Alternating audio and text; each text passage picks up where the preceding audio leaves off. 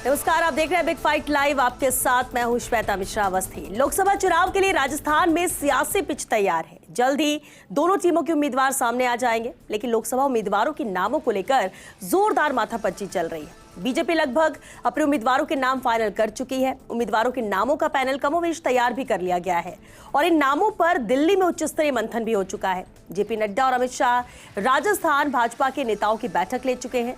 एक दो दिन में केंद्रीय चुनाव समिति की बैठक भी हो सकती है। राजस्थान पर बीजेपी का खास फोकस है, क्योंकि बीजेपी लगातार तीसरी बार क्लीन स्वीप करना भी चाहती है। वहीं दूसरी ओर कांग्रेस भी दम दिखाना चाहती है। कांग्रेस राहुल गांधी की न्याय यात्रा के जरिए माहौल बनाने का जतन कर रही है। जल्द ही दिल्ली में कांग्रेस की स्क्रीनिंग कमेटी की बैठक भी हो सकती है, लेकिन तैयारियों और एक्टिवनेस के लिहाज से देखा जाए तो कांग्रेस के लिए बीजेपी को रोक पाना आसान नहीं होगा। आज बात इसी मुद्दे पर कि राजस्थान में भाजपा अपने मिशन 25 के कितने करीब है और कांग्रेस कितना दम दिखाती है।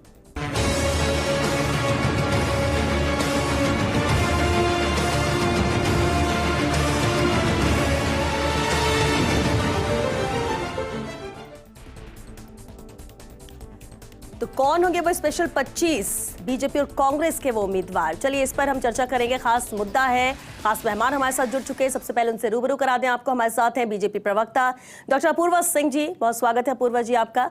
पीसीसी महासचिव आरसी चौधरी जी भी चर्चा में शामिल हुए हैं। आरसी जी आपका भी बहुत स्वागत है। और साथ ही दिल्ली न्यूज एडिटर अदिति नागर भी चर्चा में मौजूद हैं। स्वागत है अदिति आपका भी। बेहद अहम है ये मुद्दा। बीजेपी से ही शुरुआत कर लेते क्योंकि आज बैठक भी थी। डॉक्टर अपूर्वा, क्या तैयारियां की जा रही, क्योंकि लगातार मंथन है, राजस्थान पर खास फोकस बीजेपी का है। 2 बार से लगातार क्लीन स्वीप कर रही है बीजेपी और इस बार भी वही टारगेट है 25 के 25 सीटें जीतना। कैंडिडेट फाइनल करने को लेकर, मीटिंग्स को लेकर सबसे पहले तो अपडेट चाहेंगे, कहां तक तैयारियां पहुंची?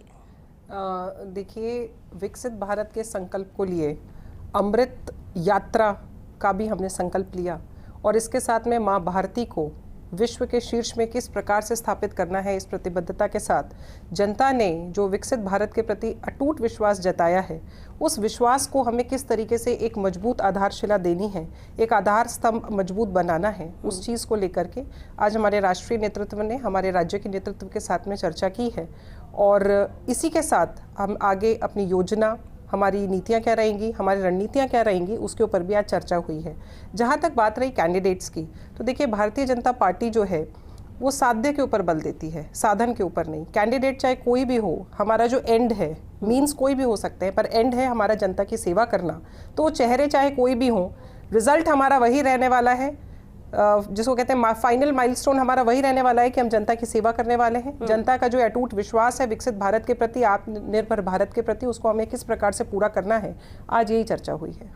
चलिए आरसी जी, कांग्रेस की बात करें। कांग्रेस भी लगातार तैयारियों में जुटी हुई है। 11 लोकसभा सीटों पर कार्यकर्ता संवाद कार्यक्रम भी हो चुका है। उम्मीदवारों को लेकर भी चर्चा की जा रही है, लेकिन तैयारियां कहां तक पहुंची? कब तक लिस्ट फाइनल होगी? कब तक सभी लोकसभा सीट तक पहुंच जाएगी कांग्रेस? और वो कौन सा आधार है जो कांग्रेस को कॉन्फिडेंस दे रहा है कि इस बार वो बीजेपी को टक्कर देगी, कम से कम 25 सीटें तो ले जाने नहीं देगी? श्वेता जी, मैं कहना चाहूंगा कि कांग्रेस पार्टी के जो 25 जो लोकसभा हैं उनके पास में एआईसीसी के ऑब्जर्वर लगाए। उन ऑब्जर्वर्स ने पूरे ब्लॉक स्तर पे प्रत्येक जो लोकसभा के अंदर 16 ब्लॉक हैं उन पे जाके कार्यकर्ताओं से संवाद किया और उन्होंने अपना एक पैनल तैयार करके प्रदेश चुनाव समिति को सौंपा और प्रदेश चुनाव समिति के 2-2 सदस्य प्रत्येक लोकसभा क्षेत्र में जाके वहाँ के क्षेत्रीय जो नेतृत्व है, जो कार्यकर्ता हैं, उनसे संवाद करके वो पैनल बना के लेके आए। हमारी प्रदेश चुनाव समिति की बैठक हो चुकी है। मार्च के अंदर पुनः जो प्रदेश की राष्ट्रीय जो स्क्रीनिंग कमेटी है उसके अंदर उनकी चर्चा होनी है। लगातार 11 जो हमारे लोकसभा क्षेत्र हैं उनके अंदर प्रदेश अध्यक्ष, नेता प्रतिपक्ष और प्रभारी लगातार कार्यकर्ताओं से संवाद कार्यक्रम कर रहे हैं और ये सिलसिला आगे लगातार चल रहा है। कांग्रेस पार्टी ने ये बार बार हम कहें कि 25 सीट भारतीय जनता पार्टी ने राजस्थान से जीती। ये एनडीए ने 25 सीटें जीती थी। आज एक घटक दल भारतीय जनता पार्टी को छोड़ चुका है। उसका पूरे मारवाड़ और मारवाड़ के अंदर जो प्रभाव था उससे भारतीय जनता पार्टी ने 25 सीटें दोहराई थी। और उसके साथ में ही भारतीय जनता पार्टी कमल के फूल को भूल के जो पुलवामा की शहादत है उनके 40 सैनिकों को लेके और शहादत के नाम पे भारतीय जनता पार्टी ने वोट मांगा था। अभी जो विधानसभा के चुनाव है, इस विधानसभा के चुनाव के अंदर 11 लोकसभाएं ऐसी हैं जहां पे भारतीय जनता पार्टी को जो वोट मिला उससे ज्यादा कांग्रेस पार्टी को वोट मिला। ये जो विधानसभा का चुनाव हुआ, ये तो भारतीय जनता पार्टी के प्रवक्ता भी स्वीकार करेंगे और आप भी कहेंगे कि ये जो चुनाव था वो मोदी बनाम था। इसलिए अगर मोदी जी के रहते हुए मोदी जी के चेहरे पे चुनाव होने के बावजूद अगर 11 लोकसभा में कांग्रेस का मतदान प्रतिशत ज्यादा है, अगर 1.5% कांग्रेस और बीजेपी के बीच का फर्क है, इसलिए ना सिर्फ कांग्रेस पार्टी चुनौती देगी, मैं ये कह रहा हूं कि 11 लोकसभा क्षेत्र सीट के ऊपर एक कैटेगरी की सीटें हैं जहां पे भारतीय जनता पार्टी, कांग्रेस पार्टी के तमाम जो नेताओं और कार्यकर्ताओं पे किस प्रकार से दबाव बना के सब चीजें हो रही। दूसरा मैं कहना चाहूंगा, बीजेपी के अंदर आपने देखा कि एक विधायक है, वो कहते हैं कि मोदी तुझसे बैर नहीं, गजेंद्र शेखावत तेरी खैर नहीं। राजेंद्र राठौड़ कहते हैं कि जो जयचंद है वहां पे वो प्रतिबद्धता दिखाते हैं राहुल कसवा के खिलाफ में। जहां पे दिया कुमारी जी जाते हैं अजमेर के अंदर, तो पूर्व मंत्री उसके खिलाफ में जो बयान देती है। जसकौर मीणा जाती है तो वो कहती है किरोड़ी मीणा का फोटो क्यों। इसलिए जो खंड खंड में बटी हुई भारतीय जनता पार्टी, मैं कह रहा हूं ना सिर्फ पुनरावृत्ति की बात, मैं ये सोचता हूं कि कांग्रेस पार्टी से बहुत पिछड़ जाएगी। ठीक है, ये आधार भी आपके कॉन्फिडेंस का, यानी कांग्रेस के कॉन्फिडेंस का है। अदिति भी लगातार हमारे साथ बनी हुई है। अदिति, अब देखिए, राजस्थान की 25 सीटें हैं। राजस्थान में कितना भी मंथन हो, लेकिन तय तो सब कुछ देश की राजधानी दिल्ली से ही होना है।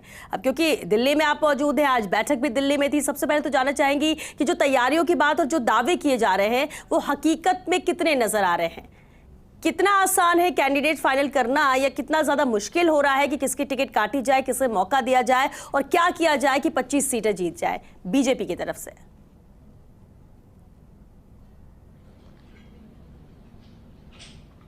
देखिए, अब ये तो तय है कि 25 में से जो सीटों पर अब विधायक बन चुके हैं, जाहिर तौर पर उन पर तो नए चेहरे हैं, और ये भी तय है कि अब बांसवाड़ा डूंगरपुर से भी नया कांग्रेस का प्रत्याशी चुनाव लड़ेगा।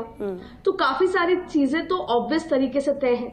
एक तरफ राजेंद्र राठौड़ के नाम चल रहा है, जो वो जयपुर ग्रामीण से चुनाव लड़े या राजसमंद से चुनाव लड़े। जयपुर ग्रामीण के सर्वे में भी प्रथम उस पर उनका नाम है, और राजसमंद से भी।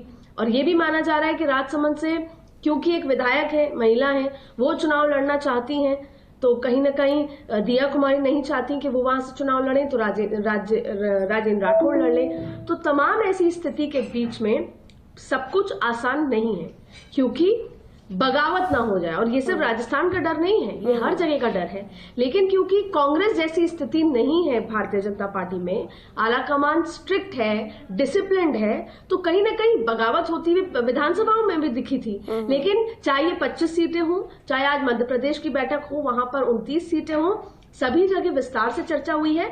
एक बात श्वेता लबोलुबाब ये है कि पहला 50% जो सीटों को काटने की बात है, और 50% बात यह है कि जिस तरीके से 58 से नीचे के लोग हों उनको चुनाव लड़ाया जाए। और दूसरी बात यह है कि सर्वे के आधार पर चीजें की जा रही हैं। हालांकि इंटरनली ये भी बताया जा रहा है कि विधानसभा में भी बहुत तरह के सर्वे आए और बहुत सारे ऐसी टिकटें काटी गई जो सर्वे में अव्वल थे। तो ये सबसे महत्वपूर्ण बात है कि क्या सर्वे के 4 तरीके के सर्वे हुए हैं, तो क्या एब्सोल्यूट सर्वे के आधार पर जाया जाएगा। लेकिन अभी जब आप श्वेता बात कर रही थी, तो मेरे जो भाजपा की जो प्रवक्ता है वो एक बात कह रही थी कि प्रत्याशी महत्वपूर्ण नहीं है। उन्होंने ये कहा कि चेहरा महत्वपूर्ण नहीं है। सवाल ये उठता है कि क्या वो ये कहना चाह रही हैं कि गजेंद्र सिंह शेखावत आपके लिए महत्वपूर्ण नहीं है? क्या अर्जुन राम मेघवाल आपके लिए महत्वपूर्ण नहीं है? क्या कोई भी 25 सीट पे आपका चेहरा आपके लिए महत्वपूर्ण नहीं है? ये बात सही है कि नरेंद्र मोदी ने कार्यकर्ताओं की भीड़ वाली बैठक में ये कह दिया कि कमल का फूल ही प्रत्याशी है। तो क्या फिर पूरे देश में कोई भी चेहरा इंपॉर्टेंट नहीं रहता जिसका कोई भी तरह का इन्फ्लुएंस हो वोटर्स पे? तो ये एक बड़ा सवाल है। हालांकि आज विस्तार से बैठक हुई, अमित शाह और जेपी नड्डा की अध्यक्षता में हुई, वसुंधरा राजे बैठक में मौजूद रही और डिटेल्ड चर्चा की गई। लेकिन पत्ते अभी भी आलाकमान ने नहीं खोले हैं। फीडबैक ले लिया गया है, पैनल पर चर्चा हो गई है, लेकिन आखिरकार क्या फैसला होगा ये कल जब शाम को 7 बजे बैठक शुरू होगी सीईसी की, उसमें 8 से 10 नामों का अनाउंसमेंट हो सकता है।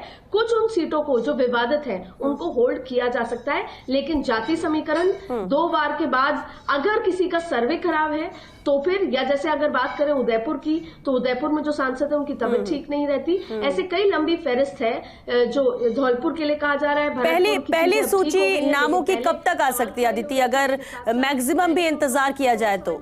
राजस्थान के लिहाज से बात करें तो देखिए, पहली सूची जो 100% श्योरिटी वाले नाम है, जिनमें कोई विवाद नहीं है, जिनमें रिपीट किया जाना है, वो सूची आप देखें। जो पहली सीईसी की बैठक के बाद जो पहली सूची आएगी, जिसको बताया जा रहा है कि 100 नामों से ज्यादा की सूची आएगी, जिसमें मध्य प्रदेश भी है, उत्तर प्रदेश भी है, उसमें राजस्थान भी होगा, और पहले 25 नाम एक साथ नहीं आएंगे, लेकिन उस पहली सूची में राजस्थान के नाम शामिल होने वाले हैं। लेकिन वो एक कैटेगरी के नाम होंगे जो अविवादित होंगे, जिनको बदलने से लेकर कोई इशू नहीं है, जो रिपीटेड होंगे और जिनका परफॉर्मेंस क्राइटेरिया भी बहुत अच्छा होगा। ठीक है डॉक्टर अपूर्वा, ये बेहद अहम है कि 25 सीटें हैं, और जब विधानसभा का भी चुनाव था तब भी था कि कैंडिडेट हो, मुद्दे हो, उससे इतर है बीजेपी, और बीजेपी का एक चेहरा है वो प्रधानमंत्री नरेंद्र मोदी। अब इस 25 सीटों की भी बात होती है, कैंडिडेट को लेकर भी बात होती है, नाम भी कटने हैं, लेकिन इन 25 सीटों पर सबसे ज्यादा अहमियत बीजेपी के लिए क्या रहने वाला है? क्योंकि चर्चा मंथन तो एक तरफ जारी है, क्योंकि जो सर्वे भी किया जाता है, सर्वे की रिपोर्ट आती है, लेकिन अक्सर देखा गया है जो रिपोर्ट आती है एज इट इज वैसा नहीं होता, कुछ नामों को एक्सेप्शनल रख लिया जाता है। क्या वाकई में इस बार भी ऐसा ही कुछ होगा, या वाकई में जो जनता की चॉइस होगी वही कैंडिडेट होगा? देखिए, मुझे लगता है जो बात मैंने पहले प्रेषित करी वो शायद अदिति जी ने थोड़ा सा उसको अलग वे में ले लिया। मेरे कहने का तात्पर्य ये नहीं था कि हमारे जो मेन चेहरे हैं उनका कोई वर्चस्व नहीं है या हम उनको एकदम दरकिनार कर देंगे।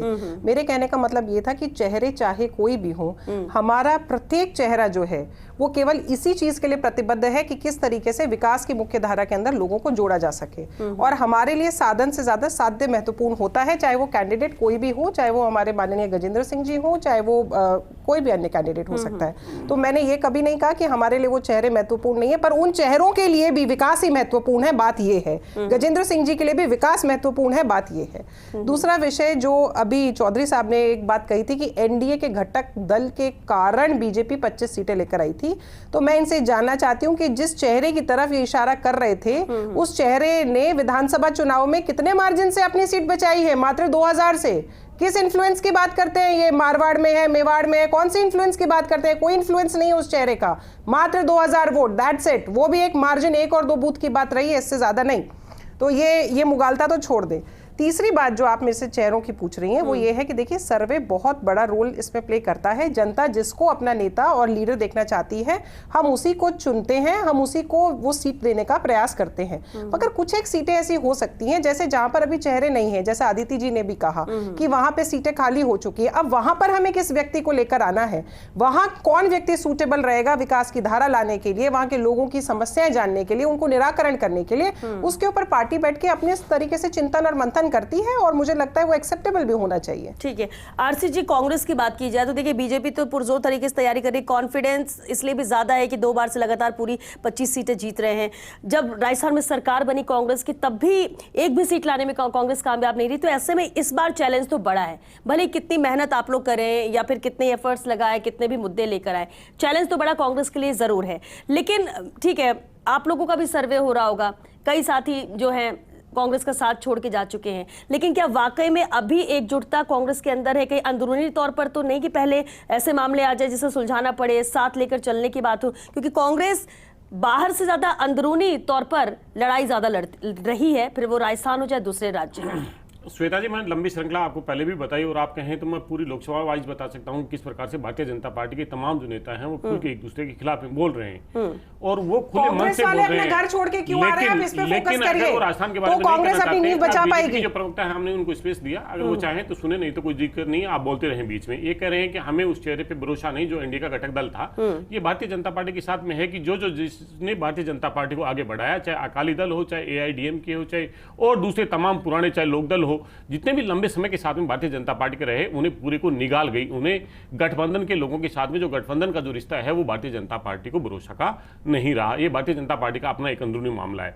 लेकिन मैं कहना चाहूंगा कि ये कह रहे हैं कि हमारा विकास है, विकास के मुद्दे हैं, जो गजेंद्र शेखावत जी की बात कर रहे हैं, वहीं पे भारतीय जनता पार्टी के विधायक ये कहते हैं कि शेखावत साहब बातें तो बहुत मीठी मीठी करते हैं, लेकिन जब काम के लिए जब उनसे पूछा जाता है, विकास के लिए पूछा जाता है, तब उनके गुण होते हैं। आज ही जोधपुर के अंदर इनके मंत्री गए और मंत्री के सामने नारे लगे, मोदी तुझसे बैर नहीं, शेखावत तेरी खैर नहीं। इसलिए ये हमने तो नहीं लगाई, इन्हीं के ये कार्यकर्ता लगा रहे हैं। और मैं कह रहा हूं कि आपने कहा पिछली बार हमारी सरकार बनी, 25 सीटें एनडीए को गई, मध्य प्रदेश के अंदर हमारी सरकार बनी, 28 सीटें बीजेपी को गई। तो मैं ये कहना चाहूंगा, इन्हें गुमा है, बीजेपी को इन्हें गुमा है, एक अकेला सब पे भारी। कांग्रेस पार्टी को भरोसा है, इस लोकतंत्र के जो प्रहरी हैं, इस प्रदेश की जो जनता है और कांग्रेस का जो कार्यकर्ता है वो प्रतिबद्ध है लड़ाई को मुद्दों के आधार पे जन जन तक लेके जाने के लिए और कांग्रेस का झंडा फहराने के लिए। फाइनल कमेंट अदिति, आपने दोनों को सुना। अदिति, एक फाइनल कमेंट क्योंकि वक्त खत्म हो रहा है। आरसी जी, कांग्रेस वर्सेस कांग्रेस, हर घर में हर आपके स्टेट में आप ही की कांग्रेस आप ही के लोगों को हरा रही है। हिमाचल का सबसे बड़ा एग्जाम्पल है। आप पंजाब ले लीजिए, आप राजस्थान ले लीजिए, आप छत्तीसगढ़ ले लीजिए, आप मध्य प्रदेश ले लीजिए, आप देश के 28 राज्यों में जिस तरीके से इंदिरा गांधी, राजीव गांधी और आगे के जिस तरीके से काम हुआ कि लीडरशिप सर्वोपरि होनी चाहिए और आला कमान सर्वोपरि होना चाहिए, इसीलिए 2 लीडरशिप खड़ी की गई जिससे बैलेंस किया जा सके। एक लीडरशिप हावी हो तो दूसरी लीडरशिप को आगे बढ़ाया जाए। आप क्या इस प्रोसेस को चलाते चलाते आज 28 राज्यों में कांग्रेस वर्सेस कांग्रेस हो रहा है। आप दूसरों पर सवाल कर रहे हैं। आप आरसी जी 25 सीटों में किसी 3 सीट की जिम्मेदारी ले सकते हैं कि उस 3 सीटों में हम जीत कर आ रहे हैं। मेगा 3 की नहीं, मेगा आदिति 3 पे नहीं, आदिति 3 की नहीं, आदिति पूरे देश में। और आपकी तो सरकार ने बहुत अच्छा काम किया था, उसके बाद भी जनता ने आपको नहीं चलिए चुना। वक्त खत्म हो गया। बहुत शुक्रिया आदिति, शुक्रिया अपूर्वा जी, आरसी जी, बहुत शुक्रिया इस चर्चा में शामिल होने के लिए। देखिए, दोनों तरफ से तैयारियां हैं, दोनों के दावे हैं 25 सीटों को लेकर और उसी को लेकर कवायद जारी, मेहनत जारी। लेकिन देखना होगा कि किस नामों पर मुहर लगती है और कौन है बीजेपी के वो 25 अहम चेहरे और कौन है स्पेशल 25 वो कांग्रेस के, जिस पर दाव लगाने जा रही है दोनों ही पार्टियां। बहरहाल बिग फाइट लाइव पे फिलहाल के लिए इतना ही।